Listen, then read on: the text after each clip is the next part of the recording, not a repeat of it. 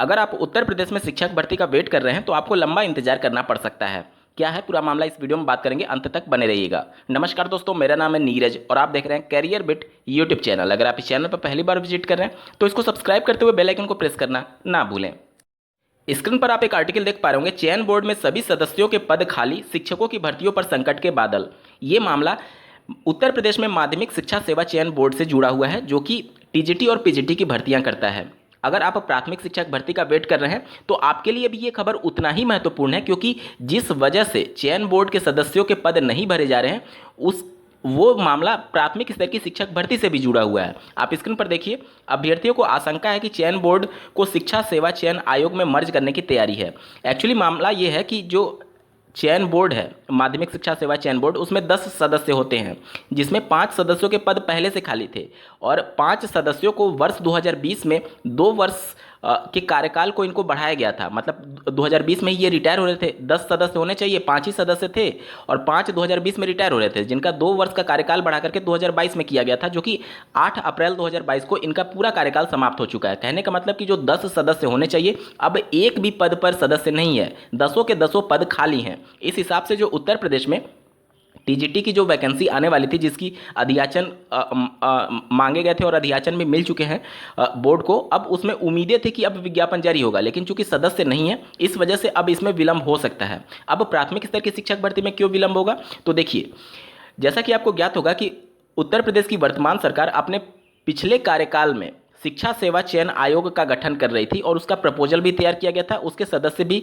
निर्धारित किए गए थे, जो कि तीनों स्तर पर, प्राथमिक स्तर, माध्यमिक स्तर और उच्च शिक्षा स्तर पर जो चयन प्रक्रिया चलती है उसके संदर्भ में सबसे रिपोर्ट मांगी गई थी। सब कुछ प्रक्रिया प्रारंभ हो गई थी और प्रोसेस आगे भी बढ़ा था, लेकिन कोरोना की वजह से या फिर पता नहीं सरकार की इंटरेस्ट इसमें रहा कि नहीं रहा, उस आयोग का पूरी तरीके से गठन नहीं हो पाया। सरकार की ये मंशा थी कि जो प्राथमिक स्तर की शिक्षक भर्ती होती है, माध्यमिक स्तर की यानी टीजीटी पीजीटी की, और उच्च शिक्षा में जो शिक्षकों की भर्ती होती है, वो एक ही शिक्षा सेवा चयन आयोग के द्वारा किया जाए और इसी के तहत सभी आयोगों को मर्ज करने की बात की जा रही थी। और अब चूंकि माध्यमिक शिक्षा सेवा चयन आयोग में पहले से ही 5 पद खाली थे, 5 सदस्य थे, वो भी अब रिटायर हो चुके हैं, उनके भी पद खाली हो चुके हैं। बावजूद इसके अगर सरकार इन सभी सदस्यों को रिक्रूट नहीं कर रही है तो निश्चित तौर पर माध्यमिक शिक्षा सेवा चयन आयोग में भर्तियां प्रभावित होंगी और सरकार इस रोड मैप पर भी कार्य कर सकती है कि चूंकि शिक्षा सेवा चयन आयोग का गठन करना होगा, इस वजह से इन सदस्यों को फिर से रिक्रूट नहीं कर रही है। क्योंकि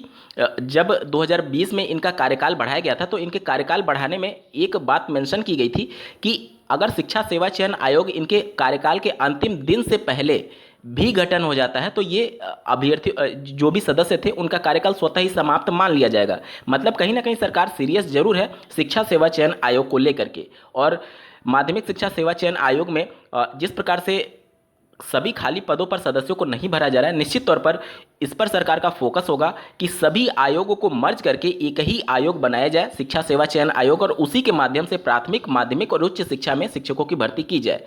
पिछले 5 साल के कार्यकाल में सरकार इस आयोग का गठन नहीं कर पाई है और अगर निश्चित तौर पर इस रोड मैप पर कार्य कर रही होगी तो अभी और लंबा इंतजार करना पड़ सकता है अभ्यर्थियों को, अगर इसी आयोग के माध्यम से भर्तियां कराई जाएं। आप स्क्रीन पर इसके संदर्भ में पूरा सब कुछ पढ़ सकते हैं। और साथ ही साथ उत्तर प्रदेश में जो जूनियर एडेड शिक्षक भर्ती है उसके संदर्भ में भी यहाँ पर थोड़ी सी जानकारी दी गई है।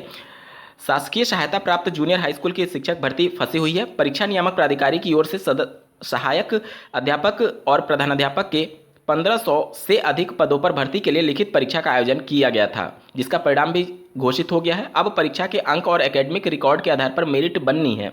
इसके बाद अंतिम चयन परिणाम घोषित किया जाएगा।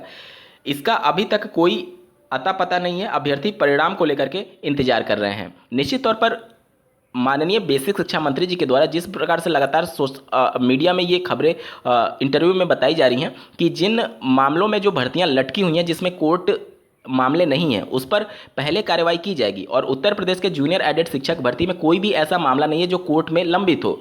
अगर आप 68,500 और 69,000 शिक्षकों की भर्ती की बात करें तो उसमें मामले हैं जो कोर्ट में लंबित हुए हैं और उसकी वजह से उस सब मामले में सरकार के हाथ बंधे हुए और कार्रवाई नहीं की जा सकती। लेकिन अगर जूनियर एडेड शिक्षक भर्ती की बात की जाए तो इसमें सरकार के हाथ नहीं बंधे हुए हैं।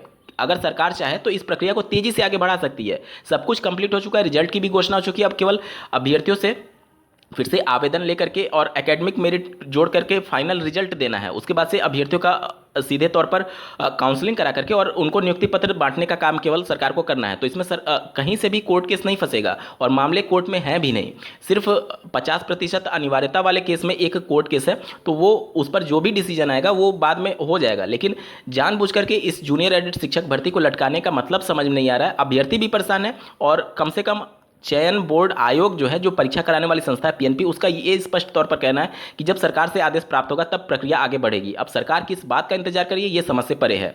इस वीडियो को देखने के लिए आपका बहुत बहुत धन्यवाद। भगवान करे आपका दिन शुभ हो।